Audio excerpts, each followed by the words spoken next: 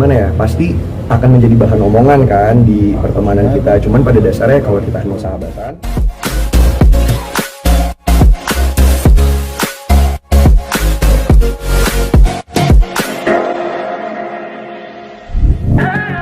nggak nyangka loh.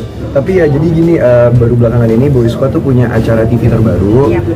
Dan acaranya itu emang konsepnya agak-agak unik gitu. Jadi kita harus berkunjung ke tempat-tempat yang mungkin belum pernah kita kunjungin sebelumnya gitu. Seperti misalnya di episode pertama ke Bantar Gerbang, yang tempat pembuangan sampah di seluruh Jakarta atau apa gitu ya. Dan itu kebetulan pertama kali kita semua ke sana gitu, dan ya kita baru tahu ternyata di sana tuh beneran tumpukan-tumpukan sampah, dan di sana banyak banget orang yang tinggal di sana gitu. Bahkan banyak pekerja-pekerja yang harus makan di atas tumpukan-tumpukan sampah itu gitu. Dan emang konsep acara itu membuat kita tuh memperlihatkan gimana sih misalnya reaksi ya kalau anak-anak yang misalnya terkesan kayak misalnya belum pernah susah gitu, kasarnya kayak gimana gitu. Jadi emang ya seru acaranya gitu. Cuman yang aku suka dari acara itu, kenapa kita semua setuju dan aku ambil adalah sebenarnya dari acara itu kita belajar bahwa dalam hidup ini banyak orang di luar sana yang memiliki masalah lebih berat dari kita mungkin, yang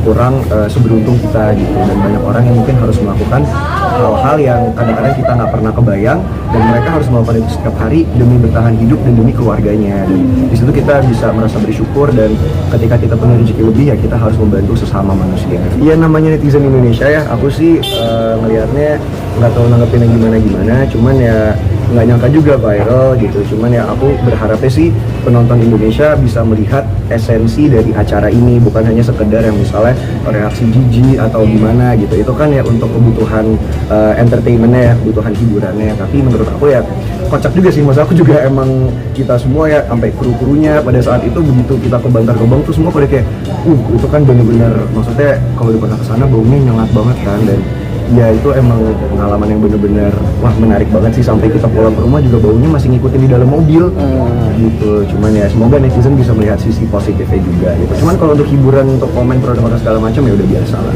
Iya, emang kebetulan di acara itu kan namanya acara TV ya, jadi ada skripnya dan emang ada tuntutan perannya gitu. Jadi gimmick ya? Iya, ada gimmick ya. Dan emang kebetulan di gimmick itu awalnya adalah harusnya Austin, karena kan Austin di Boy Squad dia yang waktu itu kuliahnya di luar negeri 6 tahun, dan dia yang terkenal paling, tanda kutip, paling kaya di antara kita semua kan. Dan cuman pada saat itu pas yang di Bantar Gebang, Austin itu saking mualnya, saking enaknya dia nggak bisa berekspresi yang kayak di, kan kalau acara TV suka ada gimmick yang dilebay-lebayin.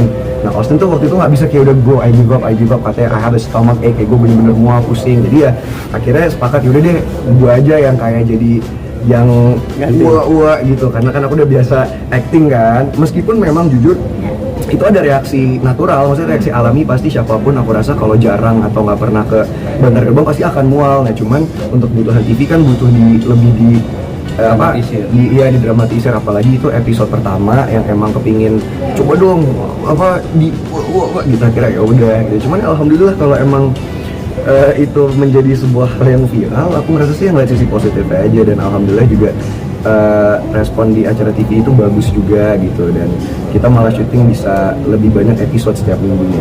Oh enggak marah-marah, itu lebih ke bingung aja kan ya, sebenarnya lebih berhubungan sama ya netizen juga sih gitu. Kayak aku kan bukan tipikal orang yang suka misalnya ngebalesin komen atau ngebacain komen, dan aku juga biasanya santai karena aku ngerasa kalau emang itu nggak benar kenapa diambil pusing gitu. Cuman makin kesini kok kayaknya gosip-gosip yang beredar makin aneh-aneh gitu, dan aku bingung aja. Maksudnya emang yang kalau kayak gini yang kocak itu siapa sih yang bikin gosipnya? Apa orang-orang yang percaya sama gosipnya kayak lucu aja gitu, jadi lagi kepingin sharing aja. Iya mungkin mau nggak mau pasti ada reaksi kan, cuman aku bukan tipikal yang mungkin ngebalesin komen atau kayak ngelaporin, atau yang kayak mungkin kan banyak teman-teman artis yang lain yang kayak sampai ke kasus hukum atau apa. Aku sih ya santai karena aku ngerasa selama itu nggak benar ya aku santai aja. Cuman kepingin apa ya, kayak ngasih tahu juga bahwa sebenarnya ya it's not okay untuk ngegibah apa ngegosipin orang atau kayak nyinyirin orang. Sebenarnya aku nggak pro akan hal itu gitu. Cuman ya kalau emang mereka masih ingin melakukan di luar sana ya terserah mereka. Tapi ya itu bukan hal yang baik untuk risih, pasti risih karena gimana pun juga kan pasti semua manusia, kalau apalagi di entertainment ya yang misalnya ada gosip macam-macam, berita macam-macam, kalau nggak risih kayak bohong deh. Kita kan punya perasaan, punya emosi ya, tapi ya hanya sekedarnya udah sesaat gitu aja, nggak akan kayak gimana juga. Terus juga di Indonesia kan berita apa ntar nutup, ntar kadang-kadang bisa dibenci, kadang-kadang bisa disayang banget. Jadi ya hal yang wajar lah, karena mama juga selalu bilang kalau kita siap untuk dicintai, siap untuk dihujat dan dibenci juga. Berarti bukan tertuju untuk satu orang atau Nah itu lebih kayak ke general ini aja sih, kayak apa, general realization, kayak lagi pingin sharing di sosmed aja, kayak biasa orang nge-tweet di Twitter kan ngetik apa ya sama kayak gitu. Iya, kalau aku sih selama itu belum mengganggu pekerjaan aku atau mengganggu kehidupan aku di kehidupan nyata ya, aku sih masih fine-fine aja gitu. Cuman kalau misalnya itu udah mengganggu kehidupan aku sehari-hari, misalnya kayak ke keluarga aku atau ke orang tua aku, dan sampai misalnya orang-orang terdekat aku udah menanyakan ini kenapa gini ya, mungkin ada saatnya juga kan harus mengklarifikasi apa harus pick up. Cuman kalau pada dasarnya aku dari dulu kan ya udah biasa aja, karena itu nggak bener juga, ntar lama-lama juga hilang sendiri. Ntar kalau itu nggak bener dan misalnya nggak bisa dibuktikan kan juga bakalan lewat, jadi ya udah santai-santai. Malah kocak sebenarnya gitu, iya malah kocak kalau emang ada berita-berita yang seperti itu, yang simpang siur seperti itu, ya gimana ya, pasti akan menjadi bahan omongan kan di pertemanan kita. Cuman pada dasarnya kalau kita emang sahabatan, kita emang tahu benernya gimana dan itu emang nggak benar, ya kita malah santai, kayak ya udah, orang nggak ada yang harus diumpet-umpetin, nggak ada yang harus di gimanain, ya udah kayak biasa aja.